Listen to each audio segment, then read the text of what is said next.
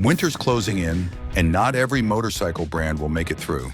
Rising costs, collapsing sales, and brutal competition are pushing even legendary names to the edge. Behind the chrome and nostalgia, some brands are fighting just to stay alive. In this countdown, we're revealing 11 motorcycle brands that might not survive the winter, backed by real numbers, real stories, and hard evidence. Some of these names will shock you. These are bikes we've loved, ridden, and respected for decades. But numbers don't lie, and this winter could be their final ride. Number 11, MV Agusta. There are motorcycles built for riders, and then there are motorcycles built for dreams. MV Agusta has always belonged to that second world, a place where machinery meets art and speed feels sacred. But right now, that dream is running on thin fuel. Beneath the polished aluminum and hand-painted fairings lies a truth no one wants to say out loud. This Italian icon may not make it through the winter. MV Agusta's story has always read like a love affair mixed with heartbreak. For decades, it changed hands, chasing partners who promised salvation. When KTM took control in early 2024, fans finally believed the storm had passed. Then came the crash. KTM's own financial meltdown by mid-2025 left MV Agusta stranded again, drifting back into independence under the Sardarov family's Art of Mobility banner. The move was meant to protect the brand, but it also stripped away the financial safety net and global reach it desperately needed. Now MV Agusta fights to survive on its own, building barely 4,000 bikes a year, a whisper compared to the thunder of its rivals. And then there's the price of beauty. Even the so-called entry model, the Turismo Veloce Lusso SCS, cost around $18,000. The halo pieces like the Super Veloce 1000 Serie Oro can break $70,000. That kind of money buys you art on wheels, but not mass appeal.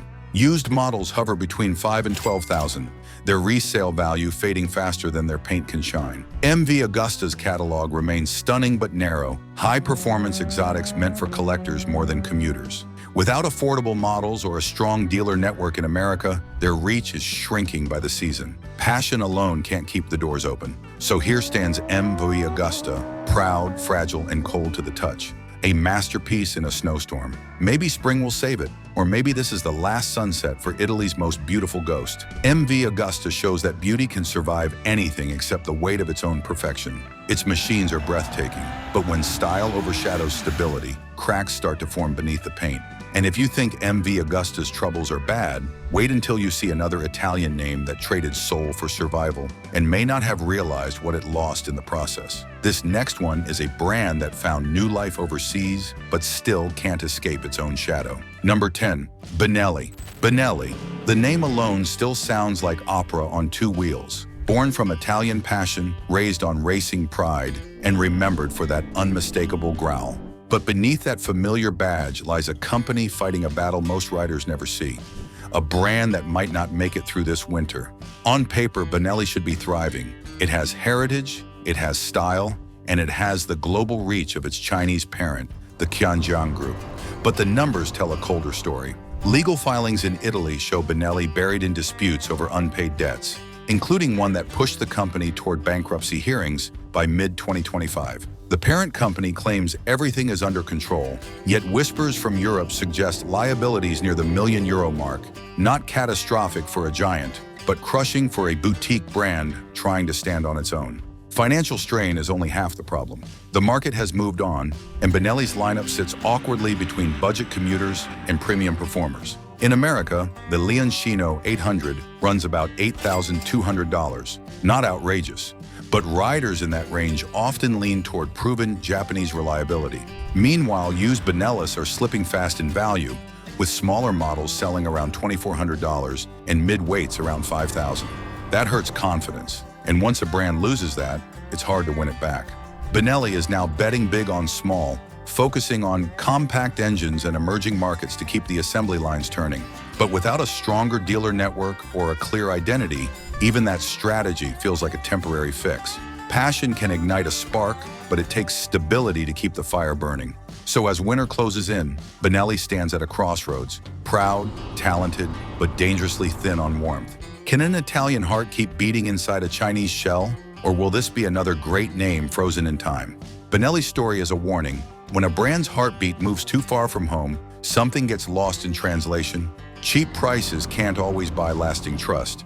Yet while Benelli struggles to find its place in a modern world, Another company leans too heavily on its past, a brand that confuses nostalgia for progress and may find that the past won't keep it warm through the coming winter. Next, let's take a look at a brand that built its empire on nostalgia, but nostalgia alone might not keep the engine running. Number 9, Royal Enfield. Few names carry the same weight in motorcycling history like Royal Enfield. The thump of that single-cylinder engine, the chrome, the stance, it all feels timeless. But even legends can grow cold, and this winter, Royal Enfield finds itself walking a thin line between heritage and survival. At first glance, the story looks strong. In the last financial year, Royal Enfield crossed the 1 million unit mark worldwide, an 11% jump from the year before. In September alone, they rolled out more than 124,000 bikes, up 43% year over year. Impressive numbers until you dig deeper. That growth is built almost entirely on developing market sales, not on breaking into mature regions like North America, where riders demand technology, refinement, and safety features that Enfield still lacks. The market is shifting, and nostalgia can only carry a brand so far. Their lineup stretches from the affordable Hunter 350, roughly $1,700, to the new Shotgun 650, sitting near $4,900. On paper, that's competitive. But when riders compare those machines to the precision of Japanese twins or the emerging electric offerings from big players, the gaps start to show. Even resale values are softening, as used classic 350s and Super Meteor 650s lose traction in secondhand markets. Then came the cyber attack. In 2025, a ransomware strike reportedly froze Royal Enfield's internal systems, wiped critical backups, and disrupted global operations right as they were ramping up production. It was a gut punch, one that revealed how fragile their digital backbone really is. Add in tightening emission standards, rising electric competition, and a slowing global economy, and you have a recipe for a brutal season ahead. But the story doesn't end there. And if this deep dive helped you see what's really happening behind those glossy chrome tanks and classic badges, show us some love. Give this video a like, drop a hype in the comments, and subscribe. It's the best way you can help us keep bringing you more hard-hitting insights and hidden stories from the world of motorcycling. Because while some brands fight to survive the winter, others are already feeling the chill, and you won't want to miss what's coming next. Royal Enfield still rides with pride, but the old magic is fading fast. And if you think time has been unkind to Royal Enfield, there's another brand across the sea that's been frozen in time even longer, waiting for a revival that may never come. It is an Italian classic caught between nostalgia and neglect, and running out of road fast. Number 8, Moto Guzzi.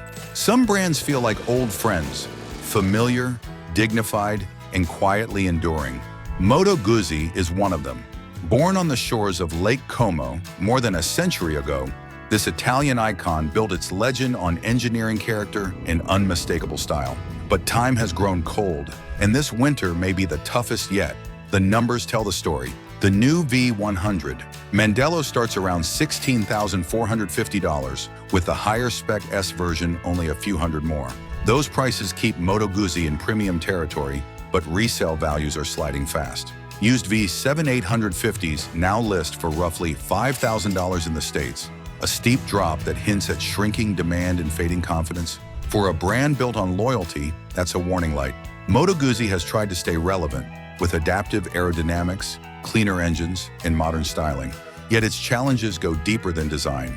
The lineup is small, the dealer network is thin, and maintenance costs remain high compared to Japanese and German competitors. In an economy where riders are counting every dollar, a bike that looks romantic on paper can feel impractical in reality. Then there's the simple truth of the season. When money tightens, riders favor machines that start every morning, run forever, and don't demand rare parts or specialized service. Larger manufacturers like Honda, Yamaha, and BMW can weather that kind of freeze. Moto Guzzi, proud but limited, may not. It has heritage carved in metal, engines that feel alive, frames that hum with history.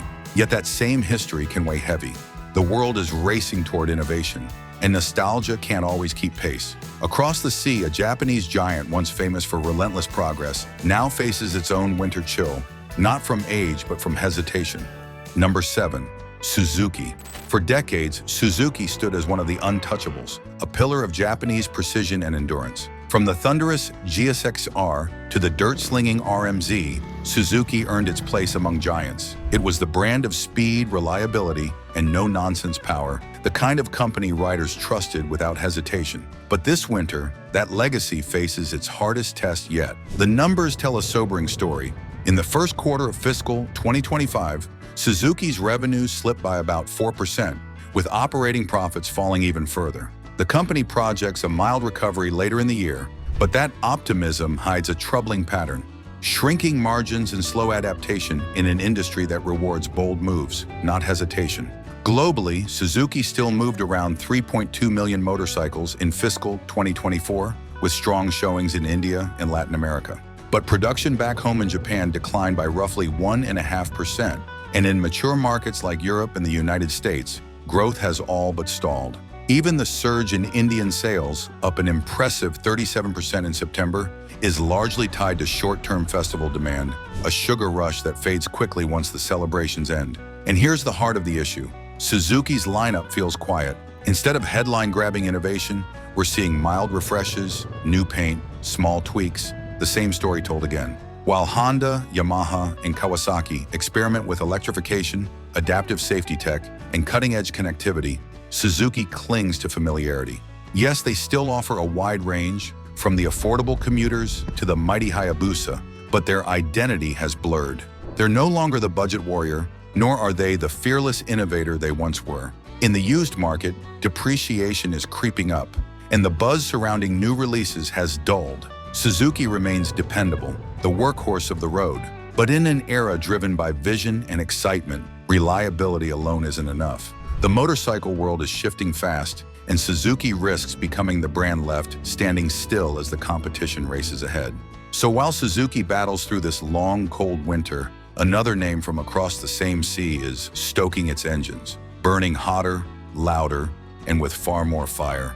Up next, a brand that rides on passion, ego, and raw Italian heat. Stay tuned. Number 6, Ducati. Few names stir the soul like Ducati. That red paint, the dry clutch rattle, the unmistakable roar, it's passion on two wheels distilled into metal. But this winter, beneath the beauty and bravado, the numbers are whispering something colder. Ducati's future isn't as certain as its legend suggests. In 2024, Ducati's total revenue slid just past the €1 billion mark, a small decline from the previous year's €1.065 billion. Operating profit dropped to €91 million, pushing margins down from 10.5% to just over 9%. The headline still looks healthy, but inside those figures is a worrying truth. Fewer bikes are leaving the factory.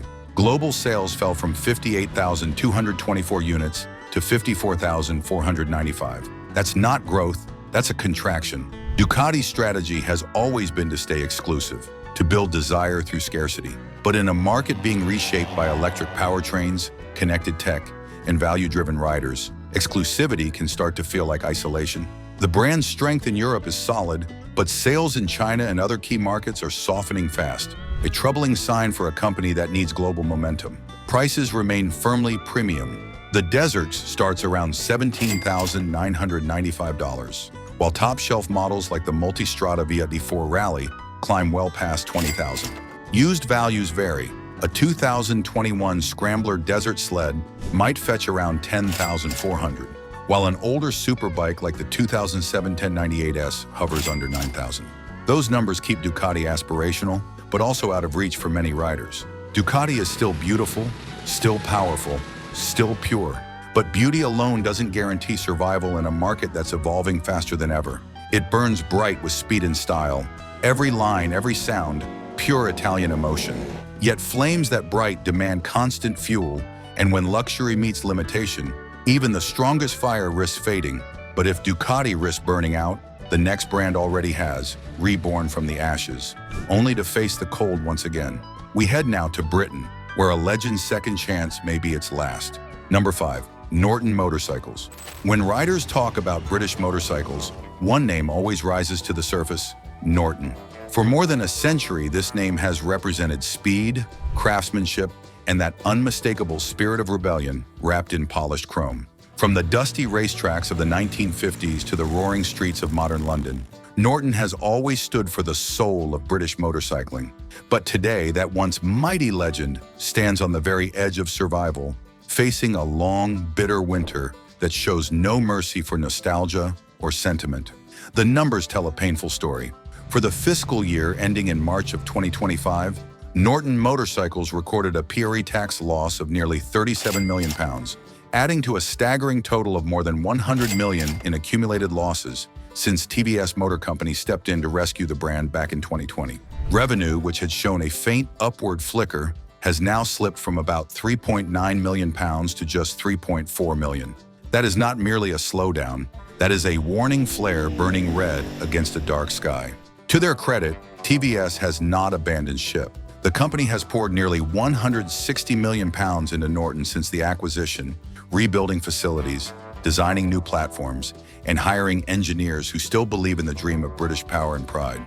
But belief alone cannot pay the bills. Sales remain painfully small, and Norton's presence outside the United Kingdom is little more than a whisper in the global motorcycle market.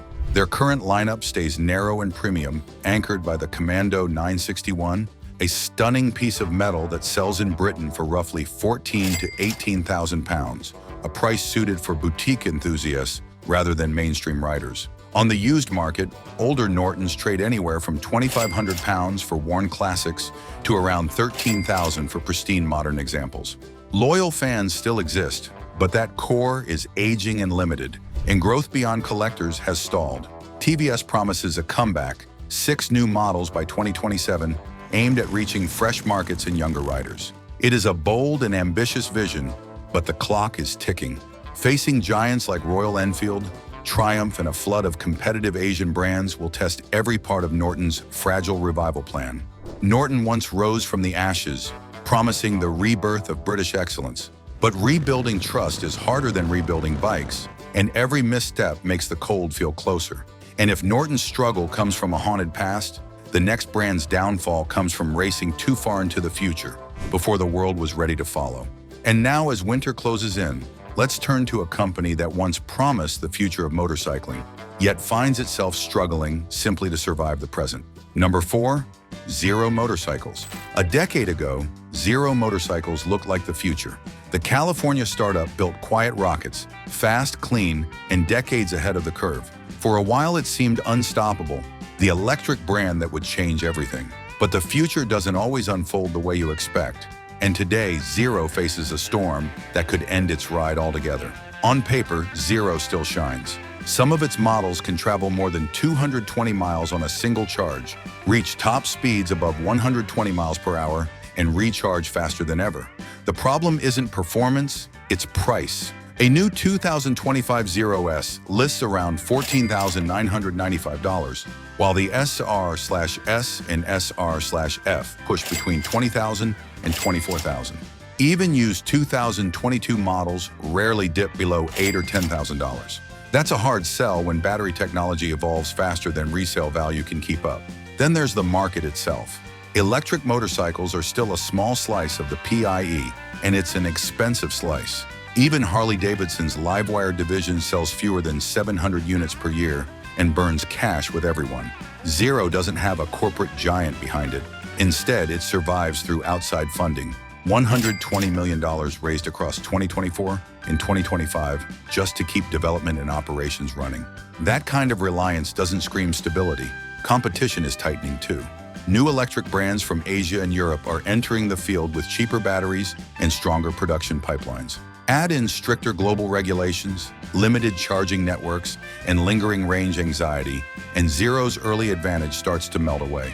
Zero still has the legacy of being first, but pioneers don't always make it to the promised land. Without deeper pockets or a massive sales surge, the brand risks being left behind by the very revolution it started.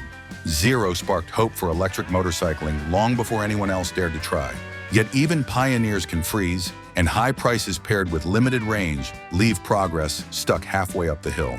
Meanwhile, on the opposite side of innovation, there's a company that hasn't changed its recipe in decades, and that stubborn loyalty may be the very thing that buries it under the snow.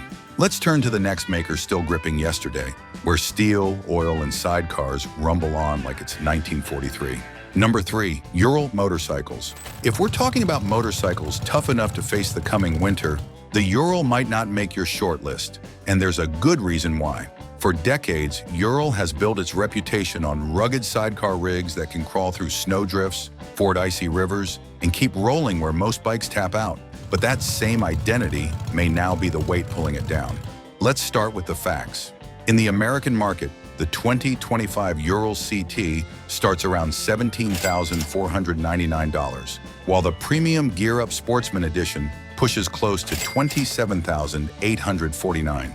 Across the Atlantic, a nearly new 2024 Sahara model sells for roughly 24,000 pounds on the road, while a lightly used 2022 outfit with just 5,000 miles runs about 21,000.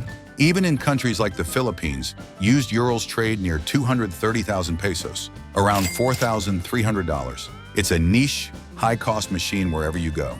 The real issue, production. The Urbit motorcycle plant, Ural's only factory, is set to shut down for 6 months in 2026 for modernization. That's half a year with no bikes rolling off the line. In a competitive market already flooded with faster, cheaper, and more efficient models, that pause could be fatal.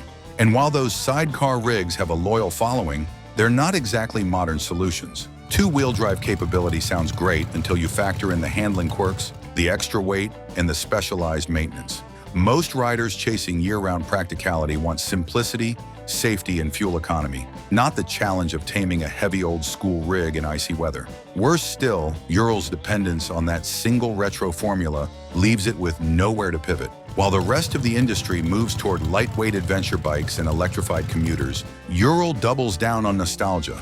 Rising costs, limited innovation, and a shrinking market make it hard to believe they can outlast another brutal winter. Yet if Ural suffers from moving too slowly, the next name fell for the opposite sin, moving too fast, too boldly, with no safety net when the market turned cold. Number 2, Erik Buell Racing, EBR. When you talk about American motorcycle innovation, one name always surfaces: Erik Buell Racing, a brand built on passion, performance, and engineering brilliance. But as winter looms, passion alone won't be enough to keep EBR alive.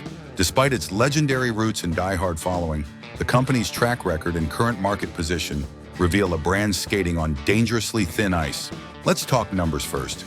The new 2025 Buell 1190 SX sits in the $16,995 to $19,995 range, depending on configuration. Fully equipped versions can reach roughly $25,995. In the used market, you'll find earlier 1190 SX and RX models from 2015 through 2017 listed between $8,000 and $12,000, a wide spread that reflects scarcity more than desirability. These bikes are rare, yes, but rarity doesn't always translate to resilience. EBR's financial story reads like a roller coaster. Since its founding in 2009, the company has faced multiple bankruptcies, countless ownership shakeups, and repeated production halts. Even after the attempted revivals under Buell Motorcycles in 2025, the brand struggles to establish stable footing.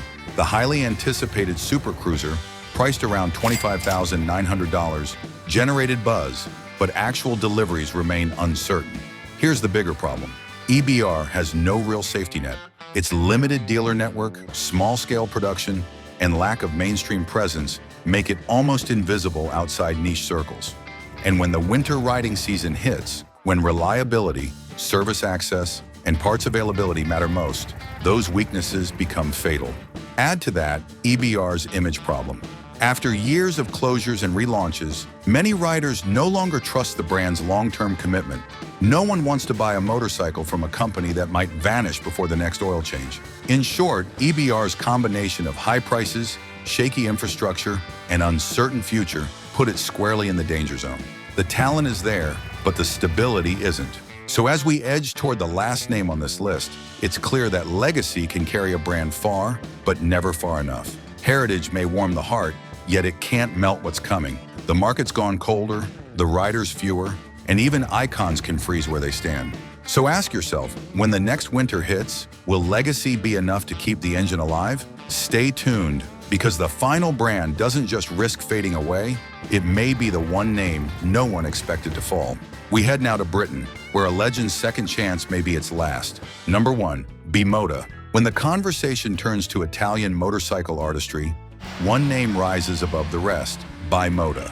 Handcrafted, exclusive, and born from racing obsession, Bimota is the kind of brand that makes enthusiasts dream. But in the real-world grind of cold roads and tighter wallets, even legends can face their breaking point. And as winter approaches, Bimota stands dangerously close to the edge. Let's start with the hard facts. The 2025 Bimota KB998 Rimini, limited to just 250 units, comes with a price tag around $46,000. It's powered by Kawasaki engineering and wrapped in exotic Italian design, breathtaking on the track, but hardly built for icy asphalt or snow-soaked commutes. Meanwhile, the Tessie H2, famous for its futuristic hub steering and supercharged Kawasaki engine, sells between roughly $42,000 and $74,000 depending on trim and market. Even older icons like the SB6 or DB6 still fetch between $9,000 and $13,000 in Europe, sustained not by practicality, but by collector nostalgia. Now here's where it unravels. Bimota's obsession with exclusivity and radical performance leaves no room for all-season resilience. These bikes are light, powerful, and complex, traits that make them exhilarating on a summer track day, but frustrating when roads freeze and reliability matters most. The very hub steering system that made headlines also complicates maintenance, especially in markets where parts are scarce and technicians few. Even their return to the World Superbike Championship in 2025, while admirable, underscores the issue. Bimota is chasing glory, not stability. Their ultra-limited production, tiny dealer network, and sky-high pricing make them more art pieces than practical machines. And in a season that punishes weakness, art alone doesn't survive. So yes, Bimota remains a masterpiece, an Italian jewel forged for the spotlight, not for survival. But as the cold creeps in, even the brightest jewels can crack under pressure, which raises the question, in a world where winter shows no mercy, what truly keeps a motorcycle brand alive? Is it performance that earns respect, prestige that turns heads, or pure perseverance, the will to keep going when everything else freezes over? Let us know what you think in the comments below. And if you're ready for more deep dives into the world of motorcycling, the machines, the makers, and the myths behind them, click the next video on your screen. Like this video, drop us a hype, and subscribe to get more exclusive stories that keep the engines running, even when the temperature drops.